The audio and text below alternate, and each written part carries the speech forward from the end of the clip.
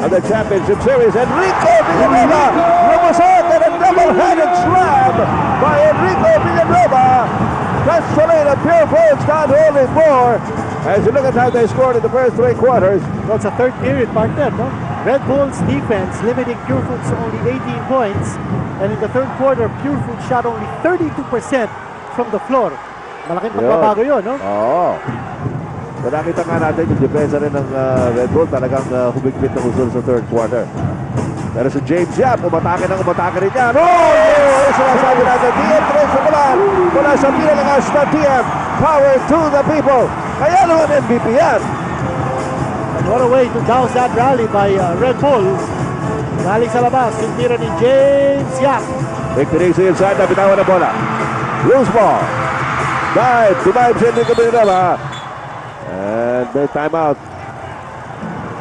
Timeout ang Red Bull. And Coach saying somebody should have called the foul. Yan pa ba, mga kaibigan, a 30-second timeout is going to be charged to Red Bull right here in the first. Well, nakita natin sa ating slow-mo replay, partner. Mark Pingree tried his best to block that shot pa. So Boise. Marami tayong mga kasama dito. Yes, of course, mga former PBA players. There's Philip Cesar enjoying the game. Of course, the fortune cookie, Atoy Ko. Konsehal po ba yan? Atoy, konsehal natin? I think so, yes. A former Purefoods player, Joey Santa Maria. And of course, Patricia's hubby. Yes. Vince Hizon, of course. We're all here. Tito Barela, nakita ko din. Nandito rin. Nakita ko rin si Tito Barela. Alright. Yan po mga kaibigan ang ating score. 7-point lead by Purefoods. Ito yung field goal percentages. 32% field goal shooting by Purefoods. Larry Pinochet with a TM3. Mula sa pinalamatch na TM. Power to the people. And again, yung trapping defense that has given Red Bull a little bit of momentum sa second half. Remember, Red Bull desperately needs to win this game para hindi pa matapos ang serye. Otherwise, Purefoods will be crowned the Philippine Cup champion. Yan naman ang sasabihin mo kay James Yap. He will score in a snap. MVP. That's James Yap for you. 25 points now, and he's carrying the Purefoods load right on his shoulders. Yan ang sinasabi natin, and he's willing to do that. Lalo ito naman sa Topex Robinson. Ito naman kay Vic Felicio. DM3 na yan. Larry Pinochet with a follow-up. And a foul. Yes. So a 3-point play opportunity here para kay Larry Pinochet. Alam mo, Lordy Tugane has been cooling his heels for quite some time. Napansin natin ito sa Lordy Tugane. Don't recall ko as of course Chairman Eli Capasio. And remember, Eli Capasio also was a Purefoods coach, and he led, at that time, the Hot Dogs to the All-Filipino Championship in 1991 over Sarsi. That's right. I was saying, ito si Lordy Tugade, nakita natin ko one of the earlier games na medyo may iniinda nga sa kanyang left foot, if I remember correctly. I don't know if that is the reason why medyo hindi masyadong aktibo ngayon itong si Lordy Tugade. Well, most likely because ang kailangan dito ni Coach Cheng Liao is a team that's quick, that can play tough defense. And Nick Belize getting a little bit hot under the collar. Nagkakakulyahan sila sa ilalim ni Mark Pingree sa kakapwestuhan. Jun Lipatos fouled by Enrico Villanueva. Well, ang sabi nga ni Coach Chot Pakinsen kanina, in a close game such as this, every point counts, especially yung mga free throws. And the referees are conferring kung merong ibibigay na sanctions dito. At yung mga referees Kalungkagin, Herrera, and Cañizares. Okay. Okay, so hindi ko nga tinawagan. That's third personal foul. Pangatlo yan, Enrico Villanueva. And Jun Limpot is at the line for a couple of charity. 9:56 to go in the ball game. Limpot. Jun Limpot, first 3 games sa series ito, scored a total of 14 points. But in the last game, erupted for 19. At now, meron na siyang 10 points.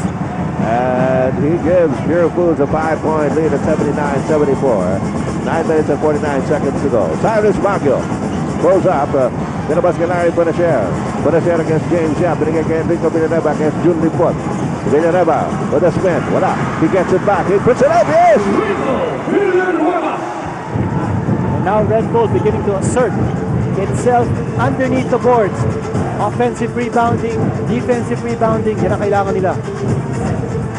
Narito ngayon si Roger Yap. Sinasenya sa play para sa Purefoods. Binigay kay Kerby Raymundo. Raymundo against Larry Bonasher. Here comes Mark Pinkness. Mga this! 8 points by Mark Pinkness in the game so far. And he provides so much energy for the Chunky Giants. Mighty force inside by the Purefoods. Oh, nice pass inside to Vic Penisi. That's a nice sealed job by Penisi. And he pushed his way inside. And he picked up a foul. Pangapat na yan. Yes, fourth personal on Kerby Raymundo. Exactly 9 minutes remaining in the game. And just a 5-point lead here para sa Purefoods, 81-76.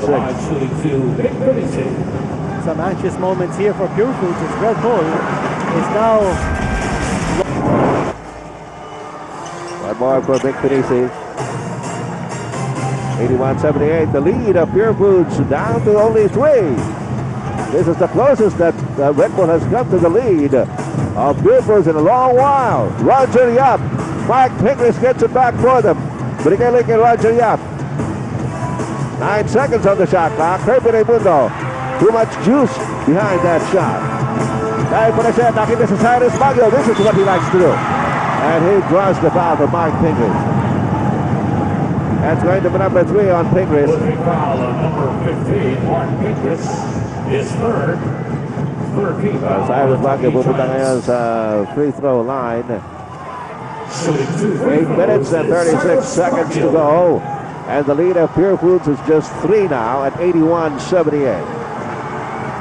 Woo! Dominic, oy! Ano balita sa Red Bull?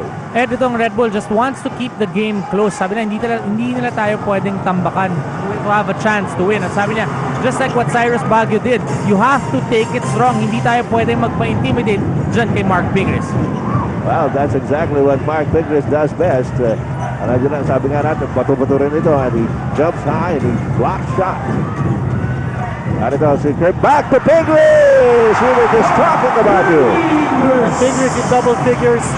His steal by Roger Yap on Cyrus Baguio. Roger Yap's pass is knocked away. Deflection by Red Bull. Kanina nabanggit ko, no? Si Mark Pinkness, the recipient of the extra pass inside the painted area where he's almost unstoppable. 10 points, 4 coming here in the fourth period for Pinkness. And more importantly, he gives Purefoods some breathing room. They're up by 4 now.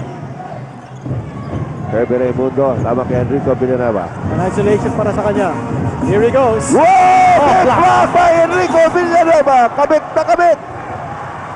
Yan ang depensa na pinapakita ni Enrico Villanueva on Kerby Raymundo. Sabi niya, hindi ako basa-basa dadaanan. But Purefoods getting another attempt on another possession. James Yap! Oh, yes! PM3 mula sa pinakalas na PM. Power to the people. James Yap proving his worth as the MVP. And James Yap will be called for a foul as he tried to hold down Larry Bonasher, who was trying to get to the basketball. Lima na ang 3-point shots na pinapasok ni James Yap sa game na ito. He's got a total of 28 points. We have a timeout.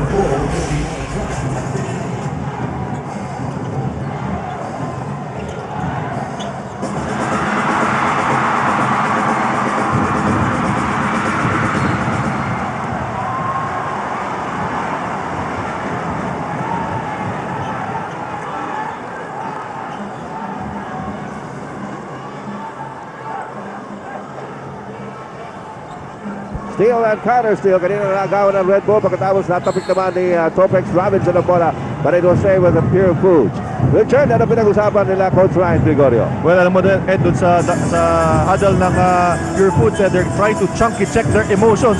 Dahil nga lamang nga sila ngayon dito sa fourth quarter. Pero it's all about the execution pa rin para kay Coach Ryan Gregorio. Pero ang sinabi lang niya, at the start of the fourth quarter, let's treat this as if it was the last fourth quarter of our careers. Last 12 minutes, let's go. Yun lang ang sinabi niya, Ed. Alright, dito naman si Enrico Villanueva. Alam niya that it was going to be an easy two para kay Richard D. And there was nothing else he could do. He picks up his fourth personal foul. And the break's going Purefoods' way. Bad shot coming from James Yap. Pero napulot ni Richard Yee, and now he's at the line for 2 possible free throws. Yee meron ng 17 points. Oh. One more shot here for Richard Yee. Wala pa rin. And the loose ball picked up by Topex Robinson. 7:22 to go. Lamang ang Purefoods ng pito, 86-79. Larry Benacer has it. Benacer picked up by Richard Yee. Inside to Enrico Villanueva, and he gets it to roll in. Enrico Villanueva. 16 points para kay Enrico Villanueva tonight. Here's Roger Yap.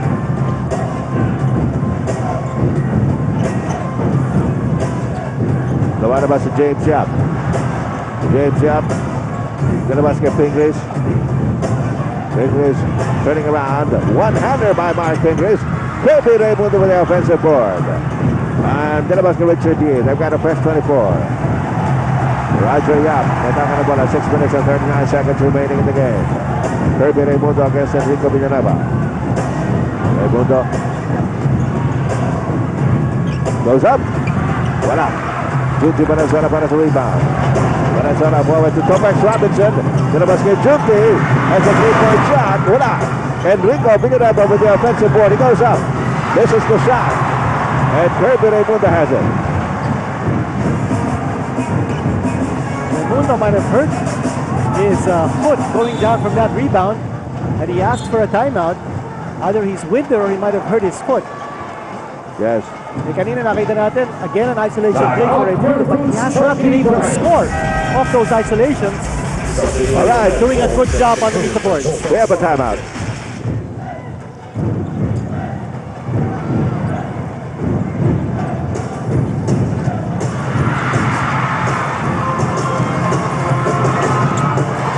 Junti Valenzuela.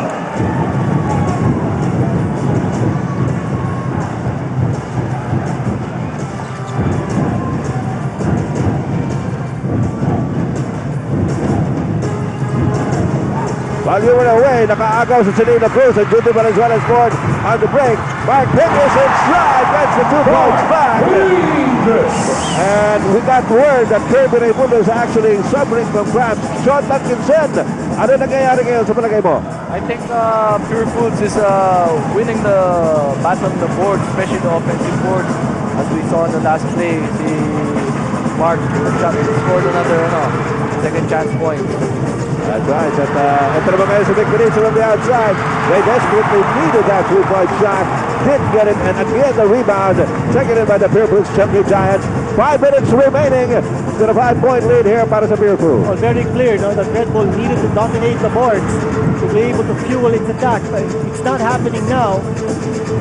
Nasabi nga natin, Roger Yap from the outside. Nasabi natin kanina. Oh, another offensive rebound. Jun Lipot this time. Kerby Raymundo has been replaced by Jun Lipot dahil nga nagka-cramps na ito si Kerby Raymundo.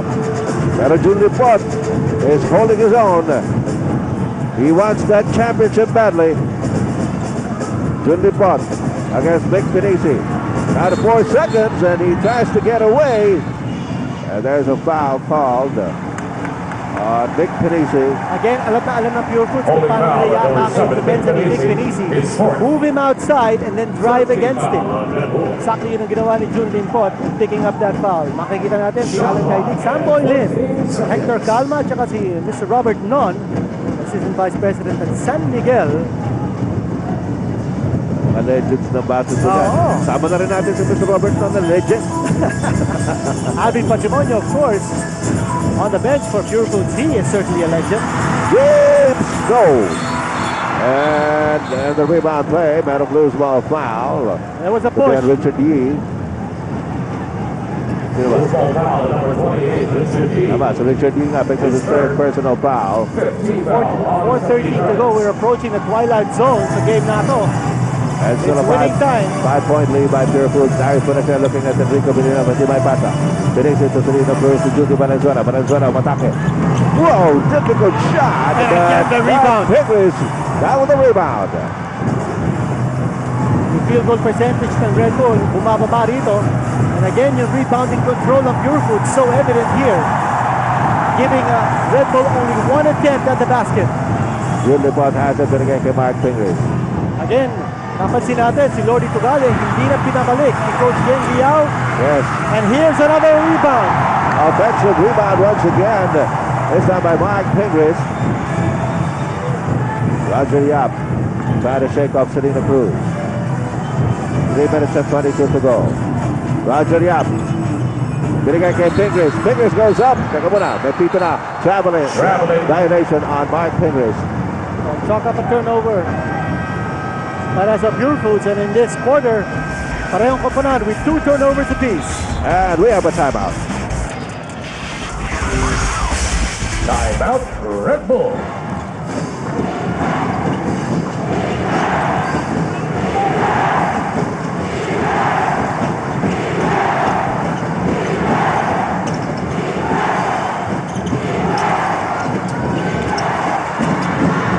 Enrico Villanova scores inside. Nice play there by Red Bull, and it cuts the lead. Our Purefoods down to only 3. Malayo pa ito. 2 minutes and 53 to go. Roger Yap, natanga na ba ng Serino Cruz? Kerby Raymundo, pinalik ni Coach Ryan Gregorio for June Limpot. Cramps are all. He wants to finish this game on the floor. Richard Yee, binigay kay Kerby. Kerby fires. Wala. And Pingris coming from behind. And that's a foul. Yes. Bumps Big Panisi and gets him on deck. And City, imagine to be any more there. Big Panisi at the line. Penalty situation against Purefoods. Penisi, very productive. Scoring-wise. At yan ito mga Red Bull supporters, we still believe. Sabi nila. Kahit na down sila 1-3 sa serye. Lumalaban ang Red Bull down by only 1 now at 88-87. 2 minutes and a half to go in the game. Mark Pingris. Ito na ng bola para sa Purefoods. Binigay kay Richard Yee. Yee looking at Kerby Raymundo against Enrico Villanova. Raymundo kumatake. Yes! Kerby Raymundo. Sexy move by Kerby Raymundo. And the lead goes up again to 3 para sa Purefoods at 90-87. What a basket from Raymundo, partner. No? Kanina nakita natin struggling with his jump shot. That time he's starting to take the ball aggressively inside. Danny Punacer has it against James Yap. Punacer sets up Serino Cruz for 3. Oh! TM Cruz! Punacer pinalagay sa TM. Power to the people. Tabla! As we go to the last 2 minutes, brought to you by Hope, the luxury cigarette. Tabla! Mark Pingris. And there's a timeout called. And we'll be right back.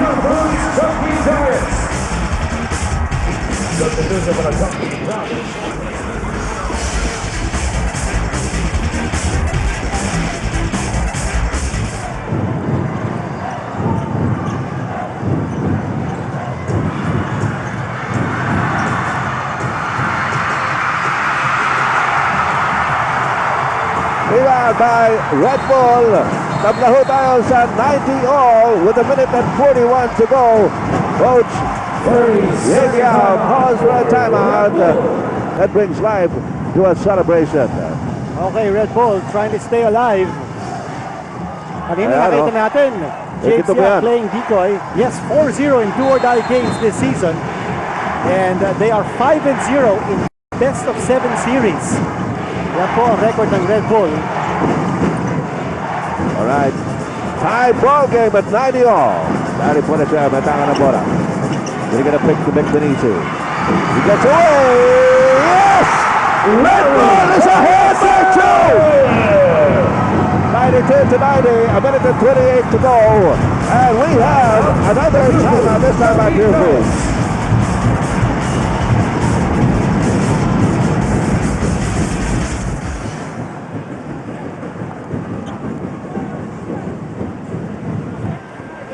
Araneta Coliseum, and the fans are all up on from their seats. Samantala, magkaganitong matinding labanan. Oras na para mag-Sunbig Light. Sunbig Light, mahaba-habang kulitan, mahaba-habang katuwaan, mahaba-habang inuwan. Sunbig Light. At kaibigan natin sa San Miguel Beer, Mr. Lyndon Aguirre, Mr. Roman Jones. Good evening. At si Jimmy Guerrero nanonood din. Magandang gabi po sa inyo lahat. Buong Pilipinas nakatuon sa atin ngayon. At mahaba pa ang oras sa atin, no? 1:28 to go. And games decided by less than 3 points. Aba. In this conference, Uy. habang ang Purefoods 4-1. Crucial possession dito. Kanina nakita natin si James Yap nag-ligoy play from the 3-point distance, but he wanted to give the ball to Noy Castillo na hindi naman pumasok. Yung kanyang shot from the outside. There's James Yap now. Dinabas kay Kerby Raymundo. Raymundo against Enrico Villanueva. Junior Pontes inside. Enrico Villanueva goes up. Another Kerby Raymundo goes up against Enrico Villanueva. Wala. Larry finisher. But the rebound. Binigay kay Celino Cruz. Celino Cruz into the front court. Natawag na sana siya ng timeout doon sa front court. Pero sa front court siya tumawag. We have a timeout.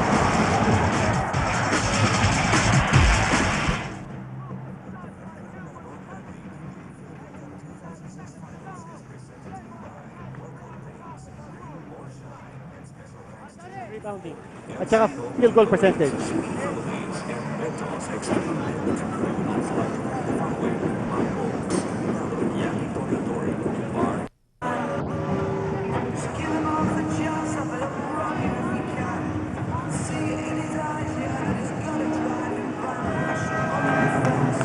Substituted for the Truckee Giants, Richard D. for Timothy Point and Roger Yap for Noy Castillo.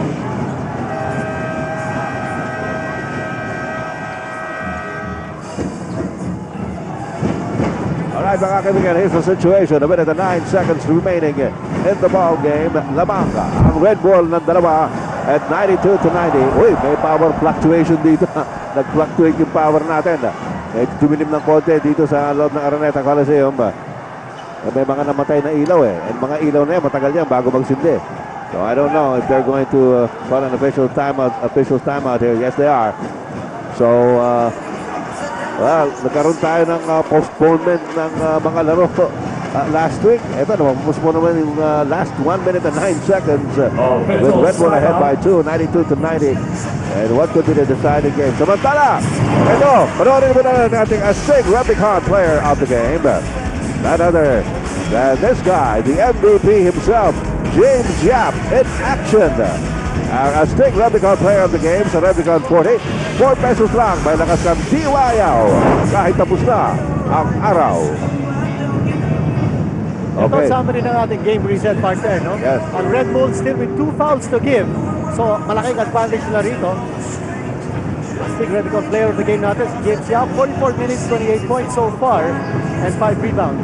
So, okay, yung Purefoods, nasa penalty na tayo. And Red Bull with just 1 full timeout left. At ang Purefoods, dalawa pa timeout nila. Natitira. Ang Purefoods naman, ang advantage nila, meron pa silang dalawa. Junti Venezuela on the inbound pass to Vic Pinisi. Nasa penalty ng Purefoods, they cannot afford to give up the foul and put Red Bull back to the line.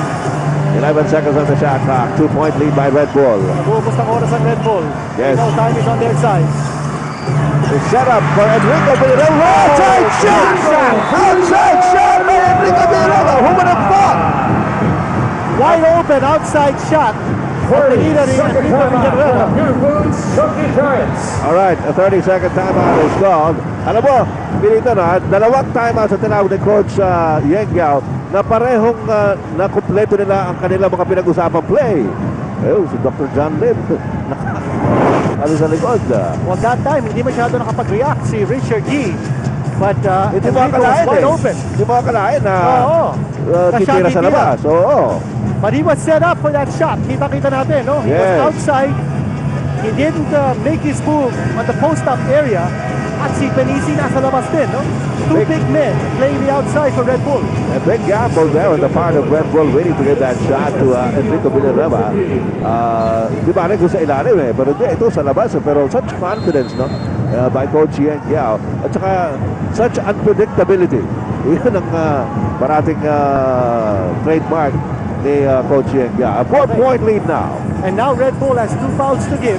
Tingnan natin kung ano mangyari dito sa offensive ng Purefoods. Surely, Red Bull has in mind to disrupt the flow ng offense ng Purefoods in this play. Dapat ko salamat tinahaton mga nakikita Hapiti before Hatakloban. Okay, Gabi. Purefoods does not need a three-point shot at this stage. And here's James Yap and Junti Valenzuela gives up that foul. Okay, Isa pa. just one more foul to give. Holy That's foul, number penalties. 10, Junti Valenzuela. And 49 seconds remaining in the game. Fourth foul on Red Bull. Lumalabas si James Yap. He is the dangerous guy in this lineup now. And tumira ng tres. Wala. But Pingris with the offensive rebound. Binalik kay James Yap. Tumira na naman. Wala.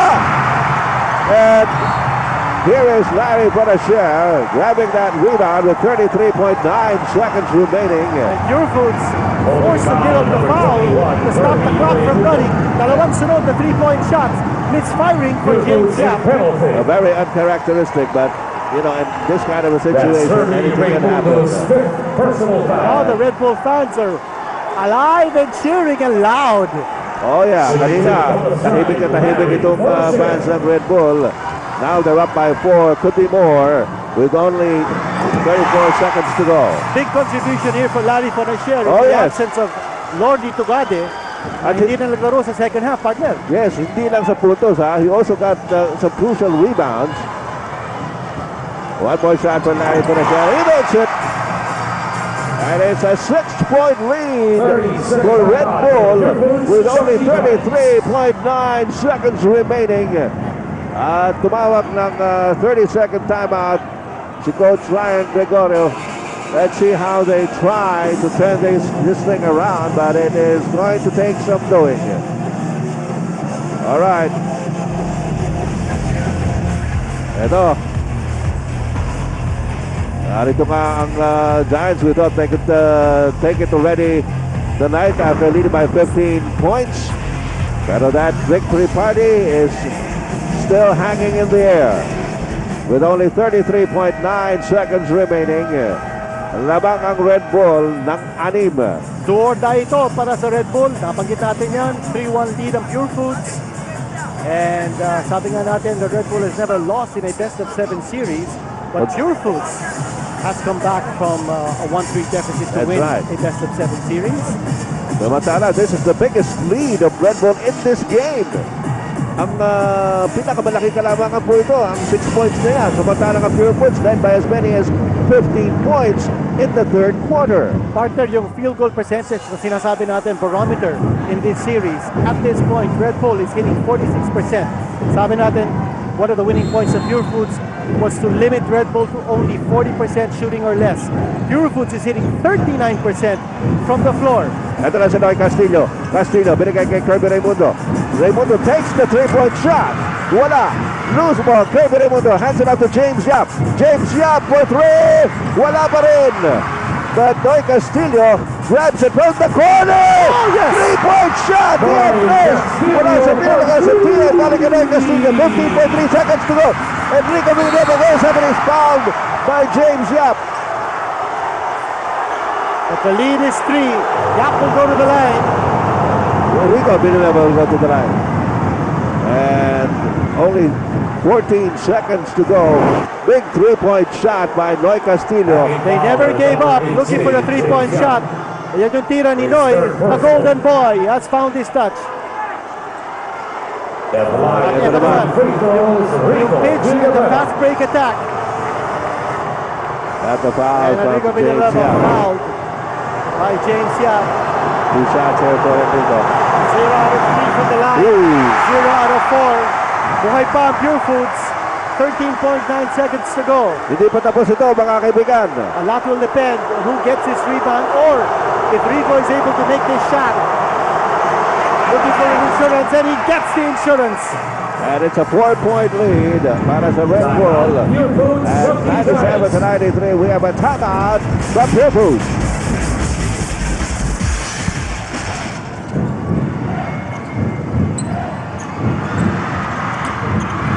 Noy Castillo missed a 3-point shot. That is Selena Cruz. And looks like Red Bull will live to fight another day with only 6.9 seconds remaining. Purefoods gave it a chance. They gave it to Noy Castillo for a 3-point shot. Pero apat ang lamang ng Red Bull. And what a comeback. Ano pinakita dito ng Red Bull ang kanilang resiliency. 15 points down. And In the third that's quarter. right. And Red Bull coming right back at Purefoods. And again, going into game number 6. Do or die na naman yan for Red Bull. And at that stage, in game number 6, Purefoods will have a twice to beat advantage still. Malaking bagay pa rin yan. It's going to be a long, hard climb, but Red Bull has shown that they're not averse to difficult things like that. Well, in the second half, Ito na ngayon. Red Bull hit 50% from the floor. Malaking bagay yun. And the measure chance to end game number 5. It belongs to Red Bull. And Purefoods was unable to snatch the trophy tonight. They will try again on Friday. But certainly a big momentum swing here. Para sa Red Bull as they win it by 5, 98-93. Dito po sa Araneta Coliseum. And we go over to Dominic with our best player. Dominic.